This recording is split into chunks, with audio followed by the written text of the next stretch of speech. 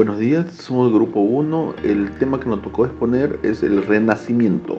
La materia que estamos cursando en la Universidad Domingo Savio es Economía Política. Introducción.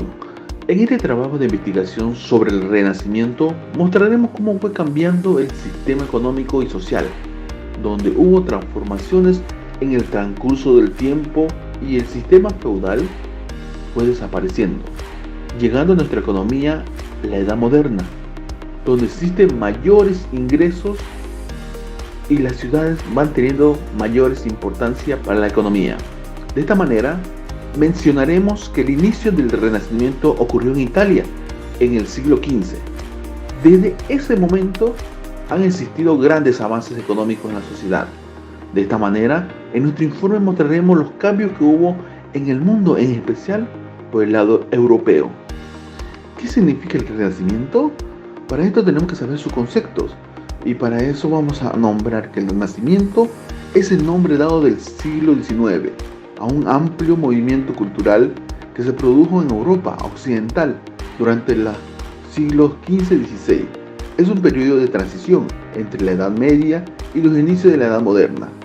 En definición, podemos decir que el Renacimiento es un fenómeno cultural que retoma los principios de la antigüedad clásica y los actualiza a través del humanismo. El Renacimiento se divide en tres grandes periodos.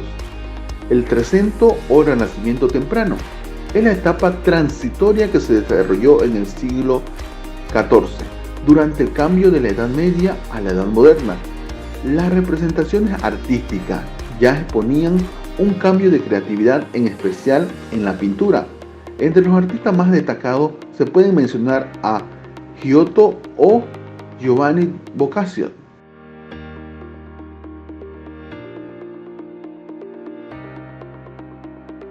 El siguiente punto es el desarrollo. El Renacimiento se origina en Italia en el siglo XV y desde ahí se proyectará hacia otros puntos de Europa. En Italia empezó como el epicentro de la cultura renacentista, la división del territorio en ciudades, estados con diferentes regímenes políticos. El Renacimiento se define como un periodo donde el ser humano se convirtió en el centro de referencia a partir del cual se construyó el orden sociocultural. De esta manera, el pensamiento teocéntrico de la Edad Media, en que Dios era el centro del universo, pasó a un segundo plano. Curiosidades científicas y técnicas. Fueron muchos los avances que se registraron en todas las áreas, como la astronomía, la anatomía, la biología, la botánica, etc. Fue también una época signada por importantes invenciones como la imprenta, que permitió la divulgación del pensamiento entre la élite alfabetizada. Protagonista: Tomás Moro, un político honesto. El hombre no se puede separar de Dios, ni la política de lo moral. Eso decían de Tomás Moro. Tomás Moro fue la figura política más atractiva de los comienzos del siglo XVI. El siguiente protagonista es Leonardo da Vinci. Ciencia y humanismo en el Renacimiento. Da Vinci fue uno de los pioneros en proponer la experimentación como base del método científico moderno, pero también fue precursor del humanismo renacentista, que dio lugar a la libertad y a los derechos humanos. Su obra más conocida es la Gioconda, retrato de la Mona Lisa. Como último protagonista tenemos a Dante Alighieri. Una de sus obras más importantes fue La Divina Comedia. Es un poeta italiano y escritor. Importancia económica, política y social para el mundo. Entre esas tenemos en el siglo XV y en la primera mitad del siglo XVI.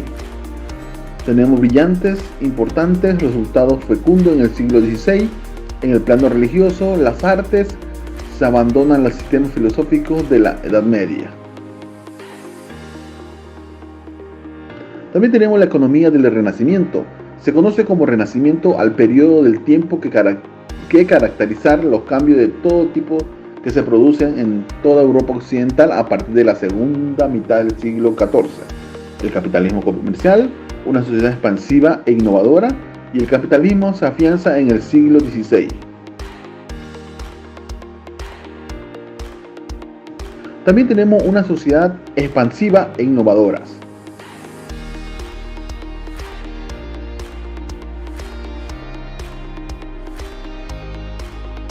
También tenemos en el Renacimiento, tenemos las monarquías autoritarias, tenemos la burguesía, el capitalismo y la nueva ciencia, vida caballesca y belicosa, y también tenemos a Nicolás Maquiavelo.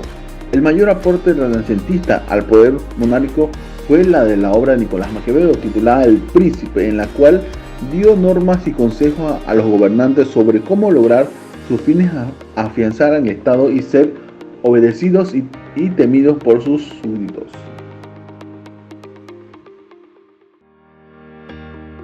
Contexto político del Renacimiento. Entre eso tenemos varios puntos, y así lo pueden ustedes llegar a leer mirando la pantalla.